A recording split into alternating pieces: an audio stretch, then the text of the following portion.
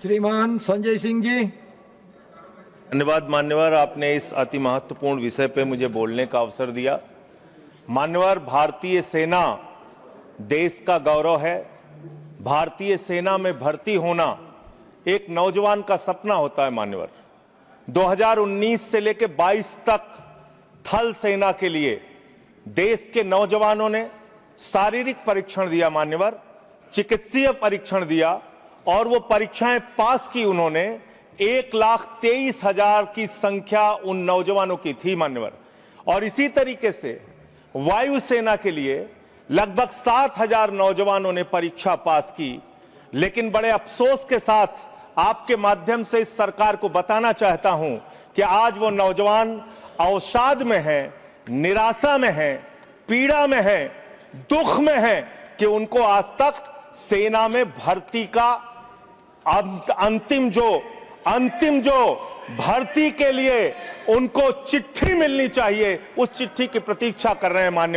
मान्यवर, भारतीय सेना में हरियाणा का नौजवान, राजस्थान का नौजवान, उत्तर प्रदेश हो, पंजाब हो, देश के अलग अलग हिस्सों का नौजवान बड़े हिम्मत के साथ, बिहार का नौजवान भर्ती होता है। ये सपना देखता है, उसकी मां दूध पिलाती है अपने बच्चे को, सुबह दौड़ लगाता है, वो इस सपने के साथ भर्ती होता है कि अगर -50 डिग्री टेम्परेचर में सियाचिन में भारत माता की रक्षा करने की जरूरत पड़ी तो अपने प्राणों की आहुति देंगे।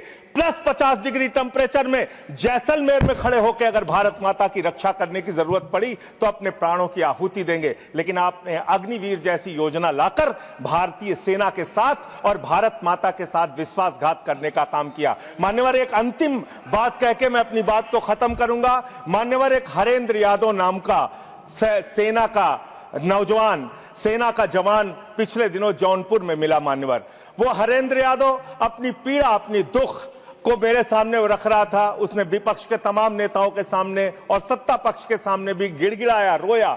उसकी एक ही विनती थी कि सेना का जवान बना है हाथ में बंदूक लेने के लिए, सेना का जवान बना है भारत की रक्षा करने के लिए, लेकिन उस जवान से अधिकारियों के ट्रे उठवाए जाते हैं, सेवादारी करवाई जाती है। सेना में यह सेवादारी की प्रथा बंद होनी चाहिए। हमारे जवानों का सम्मान बरकरार रहना चाहिए। हमारा जवान देश की रक्षा के लिए है, भारत माता की रक्षा के लिए है, किसी अधिकारी का ट्रे उठाने के लिए नहीं है, हाथ में बंदूक उठाने के लिए है, दुश्मनों से लड़ने के लिए है। यह मैं हरेंद्र यादव की पीड़ा भी आपके माध्यम से सरकार तक पहुंचाना चाहता हूं और निवेदन करना चाहता हूं मान्यवर कि जिस भर्ती पर आपने रोक लगाई है सारी परीक्षा पूर्ण करने के बावजूद, उनको ज्वाइनिंग का लेटर दीजिए। उन नौजवानों को कम से कम जिनकी सारी परीक्षाएं आपने पूरी कर ली है, उन नौजवानों की भर्ती कीजिए। बहुत बहुत धन्यवाद।